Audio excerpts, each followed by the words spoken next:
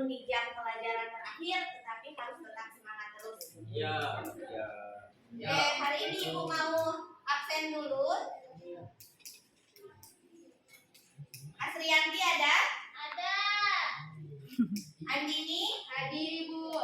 Adiman? Hadir Ibu. Azril? Hadir. Arka? Hadir. Oke, hadir semua ya? Hadir. Ya, jadi ini sudah mendekati penilaian akhir semester ya. Kita harus jaga kesehatan agar supaya setiap kegiatan kita, terutama kegiatan pembelajaran itu berjalan dengan baik dan lancar ya. Amin. Nah, sebelum kita belajar, tolong dibersihkan dulu di lantai yang masih ada kotoran. Dibuang di tempat sampah.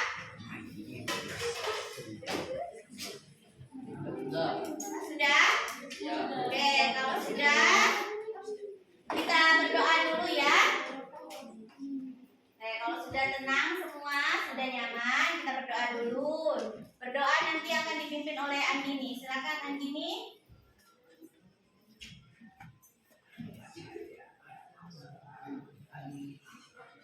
Teman-teman semua, sebelum kita belajar, marilah kita membaca doa dimulai.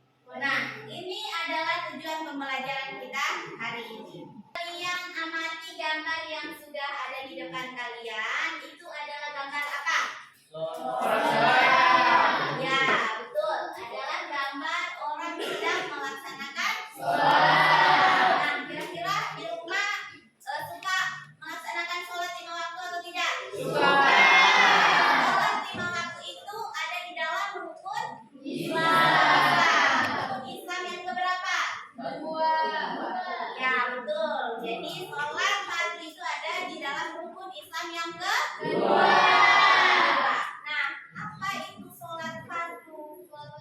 Ya, sholat wajib. Nah, pengertiannya itu apa? Ada yang bisa jawab? Apa itu? Sholat fardu adalah suatu amal ibadah yang terdiri dari perkataan dan perbuatan yang dimulai dengan takbir dan diakhiri dengan salam. Dengan syarat dan tertentu. ya. Jadi sholat fardu itu adalah segala perbuatan ya, segala perbuatan kita yang dimulai dari takbiratul ihram dan diakhiri dengan salam dengan syarat dan rukun tertentu. Karena sebelum melaksanakan sholat harus ada syarat-syaratnya. Nah, syarat-syaratnya contohnya kayak kemarin sudah kita belajar tentang bersuci ya. Sebelum melaksanakan sholat kita harus bersuci terlebih dahulu. Dan rukun sholat. Nah, di dalam sholat itu harus ada rukun-rukunnya. Artinya adalah sesuatu hal pokok yang tidak bisa kita tinggalkan. Itu rukun. Selanjutnya kita masuk pada hukum sholat. Nah, hukum sholat itu adalah apa? Wajib. Ya, wajib bagi setiap muslim laki-laki maupun muslim perempuan. Artinya tidak boleh kita tinggalkan dalam keadaan apapun harus dilaksanakan. Nah, di dalilnya itu terdapat dalam Al-Quran surah An-Nisa ayat 103 yang artinya sesungguhnya sholat itu adalah wajib yang ditentukan waktunya atas orang-orang yang beriman. Ya, jadi sholat itu sudah ditentukan waktu-waktunya. Sholat subuh waktunya kapan, sholat zuhur waktunya kapan, itu semua sudah ada waktunya, sudah ditentukan sesuai dengan Quran surah An-Nisa ayat 103.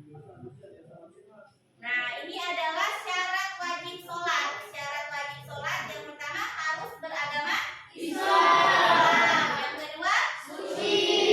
Yang ketiga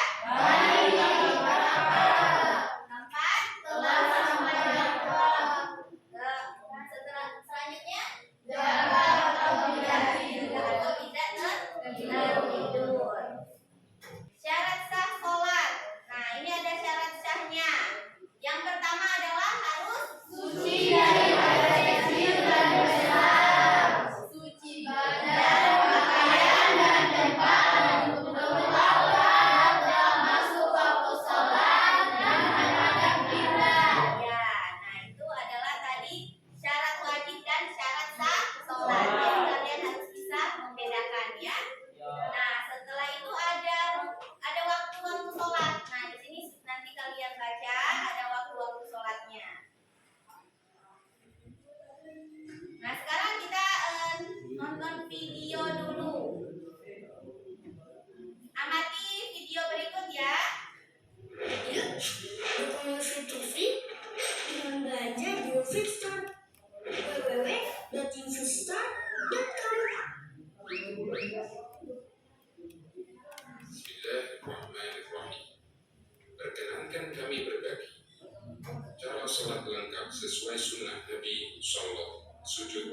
Kemudian lakukan takbiratul ihram. Angkat kedua tangan sejajar dengan pundak atau telinga. Perhatikan Hadapkan videonya. telapak tangan ke arah kiblat dan tidak digenggam. Lalu ucapkan Allahu Akbar.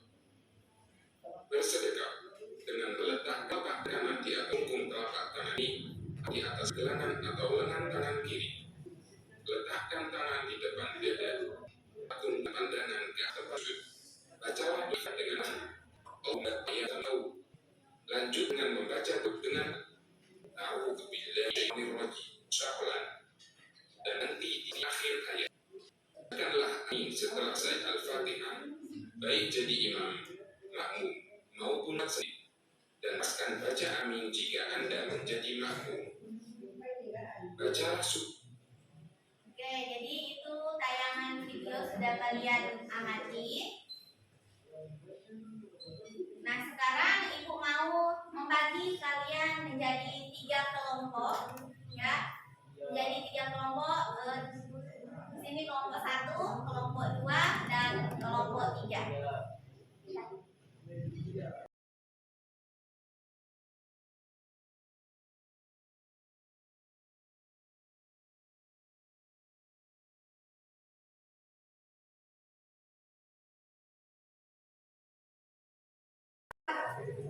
Oke, jadi semua sudah duduk di kelompoknya masing-masing. Tugasnya kali ini adalah kita membuat proyek ya, membuat proyek tentang sholat fardu.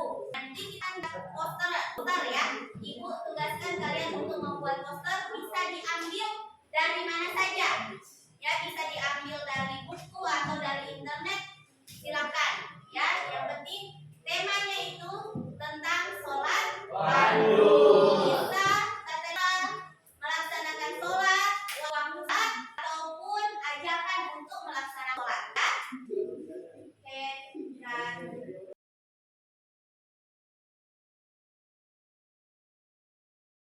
silakan dikerjakan. Ya, ini membuat posternya. Oke, sudah.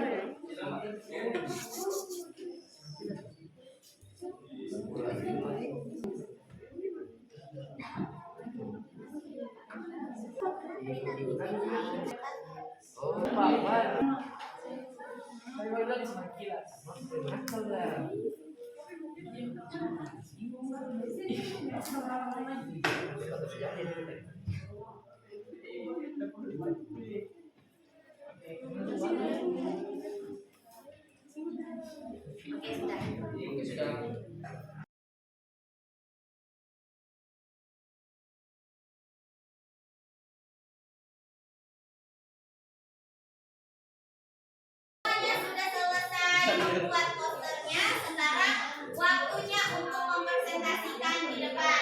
Kita undang untuk kelompok 1 untuk mempresentasikan poster yang telah dibuatnya. Silakan maju kelompok 1. Silakan ini. Hari ini. Assalamualaikum warahmatullahi wabarakatuh.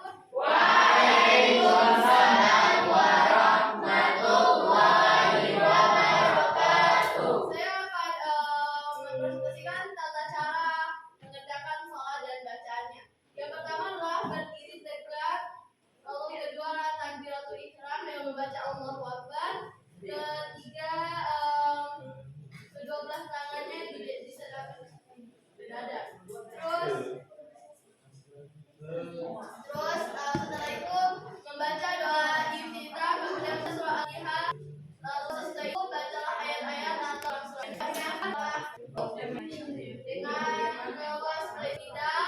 Yang itu sujud, yang ketujuh itu duduk di atas 2 sujud, yang ke-8 sujud 2. Lalu oke, presentasi dari kelompok 1. Assalamualaikum warahmatullahi wabarakatuh.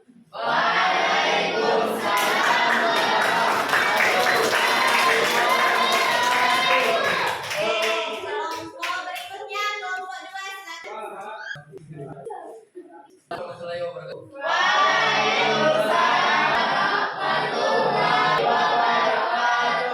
Saya akan mempresentasikan hasil poster yang kami buat dengan tema keutamaan sholat fardu.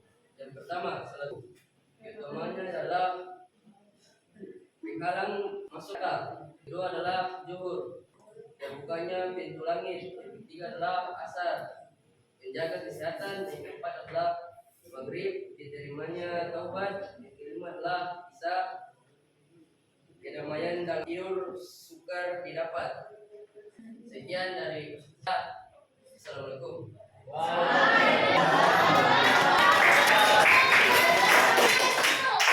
Semuanya telah memperhatikan hasil poster pastinya. Nah, poster ini nantinya bisa kalian gunakan atau kalian kan di Ya,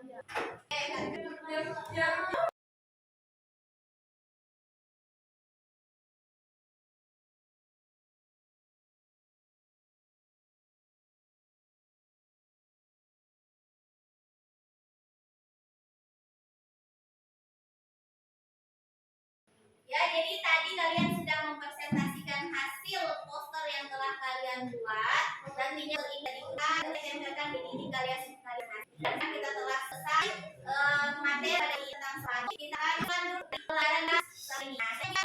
Oke, silakan. Hal yang dapat kita ambil kali ini adalah ialah suatu amal ibadah yang terdiri berkah dan buat dengan takbir dan diakhiri dengan syarat tertentu. Oke, terima kasih. Nah, kita akan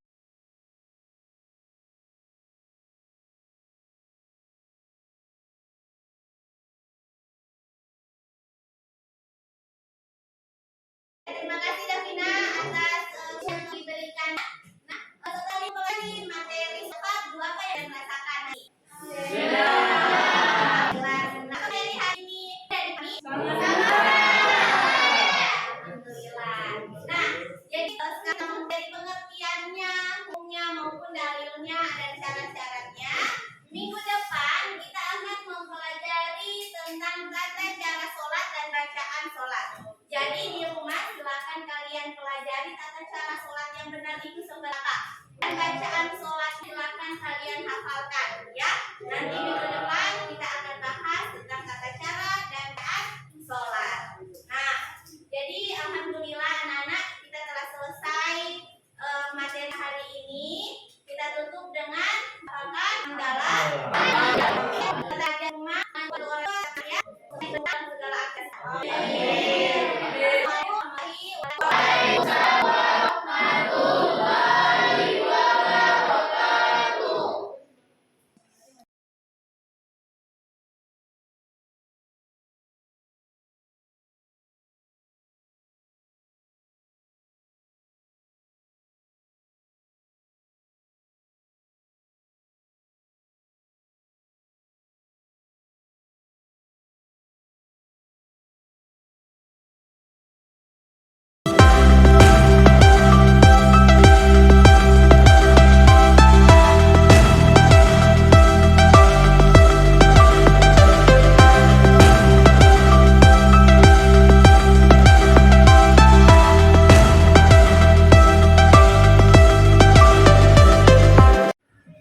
Assalamualaikum warahmatullahi wabarakatuh.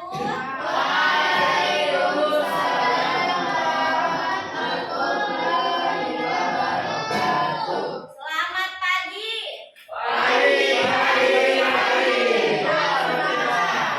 Oke, alhamdulillah ya. Bagaimana kabarnya hari ini? Alhamdulillah. Nah, hari ini kita masuk tentang P5 lagi. Tapi Ibu mau ambil daftar hadir dulu. Siapa yang tidak masuk hari ini? Semuanya hadir ya? Oke, alhamdulillah semua hadir. Nah, sebelum kita belajar, kita berdoa dulu yang akan dipimpin oleh ketua kelas.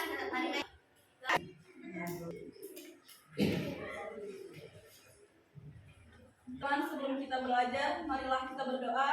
Berdoa dimulai.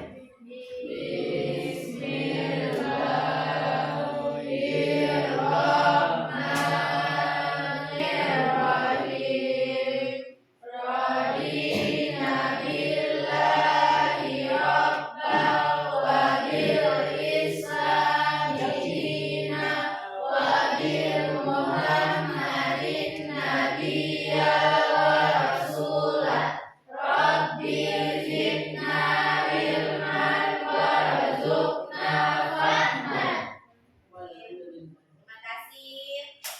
Nah, anak-anak, hari ini kita masuk tentang P5, P2RA lagi ya. Lanjutan kemarin sudah ada pengenalannya tentang apa itu P5 dan tema apa yang akan kita ambil atau kita terapkan di madrasah kita. Nah, hari ini masih ingat temanya apa? Temanya daya hidup. Dengan topik adalah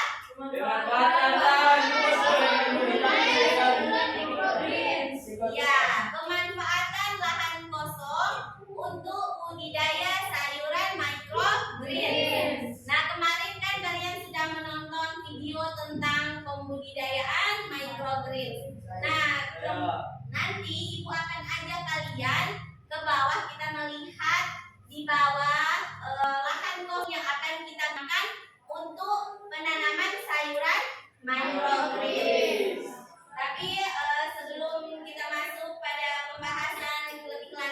Jadi kita bernyanyi bersama dulu ya.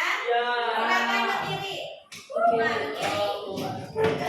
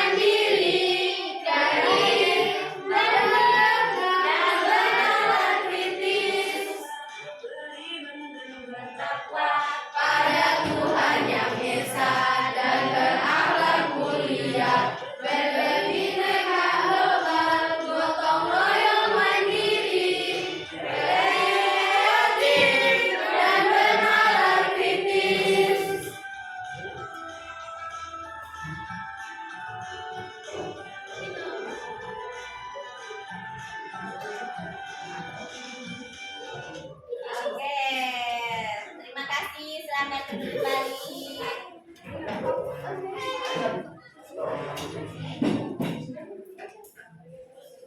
Nah, jadi target kita untuk melakukan budidaya sayuran microgreens yaitu agar supaya kita bisa menghasilkan sebuah produk ya berupa sayuran microgreens.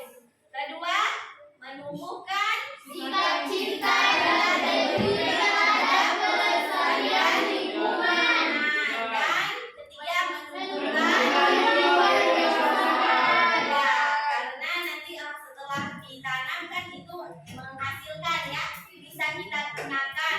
Nah, di samping itu kita sudah memanfaatkan lahan kosong yang ada di sekitar madrasah kita yang tidak digunakan. Ya. Dan setelah itu kita kembangkan dengan kita bisa menjual kembali hasil dari sayuran yang telah kita tanam. Ya. Nah, untuk tentang budidaya microgreens kemarin sudah Ibu jelaskan.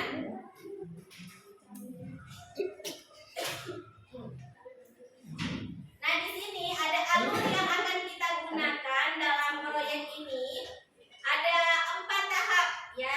Yang pertama adalah temukan ya. Jadi temukan peserta didik itu diarahkan untuk dapat Budayakan sayuran. Ya, kedua Bayangkan peserta didik diarahkan memperluas pemahaman tentang budidaya sayuran microgreens. ya, terus Lakukan peserta didik melakukan aksi manfaatkan budidaya sayuran microgreens. ya, dan terakhir Bagikan peserta didik memberikan hasil budidaya dan ya. Jadi itu adalah tahapan ya, tahapan yang akan kita capai. Nah, untuk sekarang kita akan menyiapkan alat-alat. Kalian boleh menulisnya di buku kalian masing-masing untuk disiapkan. Karena minggu depan kita akan masuk pada tahap aksi ya. Tahap aksi artinya kita akan melakukan penanaman microgreens ya. Nah, alat-alat yang digunakan, alat dan bahannya itu ada di sini. Ada benih sayuran ya, ada benih sayuran tanpa campuran pestisida atau sayuran organik. Terus kita harus menyediakan media tanam berupa campuran yang dijual di beberapa toko pertanian maupun media tanam steril seperti tanah ya. Nanti kalau ada tanah nanti bisa dicampur dengan media tanam yang kita butuhkan. Ada kompos dan lain-lain ya yang dibutuhkan. Nah, untuk jadwal kegiatan di sini sudah ada jadwal kegiatannya. Nanti kita akan observasi lingkungan di sekitar madrasah ya. Akan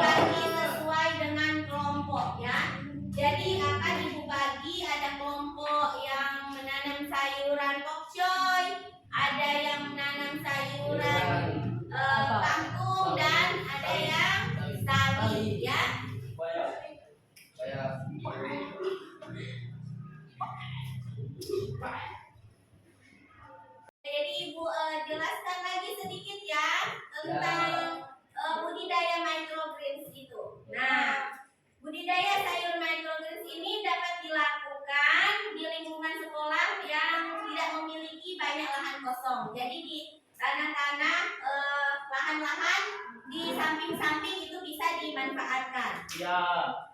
Nah, dapat dilakukan di dalam ruangan maupun di luar ruangan dengan pencahayaannya yang cukup. Kalau di dalam ruangan itu yang penting ada cahayanya. Nah, kalau di luar ruangan kita tidak boleh langsung terkena sinar matahari secara langsung, jadi harus ada penutup ya, penutup di atas agar tidak terkena cahaya secara langsung. Ya, Ibu.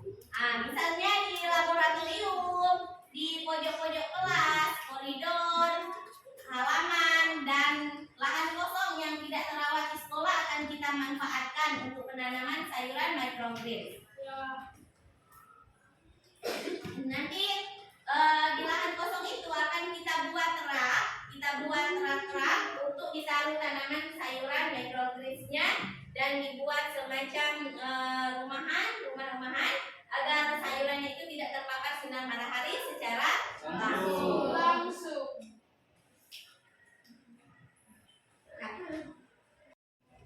Nah, untuk sayuran microgreens ini perawatannya kan terbilang cukup mudah dan praktis ya. Karena tanamannya itu bisa dipanen dalam jangka waktu yang singkat. Dalam jangka waktu 7 sampai 21 hari itu sudah bisa dipanen. Dan hasilnya juga itu sangat bermanfaat untuk tubuh karena dia mengandung gizi yang tinggi dibandingkan dengan sayuran yang berumur dewasa. Karena ditanam secara organik ya. Dan sayuran ini bisa menjadi peluang usaha yang potensial untuk bisa kita kembangkan ya. Kalau kita sudah punya modal awal untuk mengetahui tata cara bagaimana menanam sayuran microgreens, nanti suatu saat nanti bisa kita kembangkan menjadi peluang usaha untuk kita ya. Nah, anak-anak sekalian, Ibu kira cukup sampai di sini ya penjelasan tentang microgreens-nya. Nanti kita minggu depan akan masuk pada tahap aksi. Nah, yang kalian sudah tulis alat dan bahan yang diperlukan tadi, nanti tolong disiapkan dari rumah. Disiapkan dari rumah dan akan kita kumpul di halaman dan akan kita tanam bersama. Oke? Oke, jadi untuk microgreens Ibu harap sudah dipahami sampai di sini.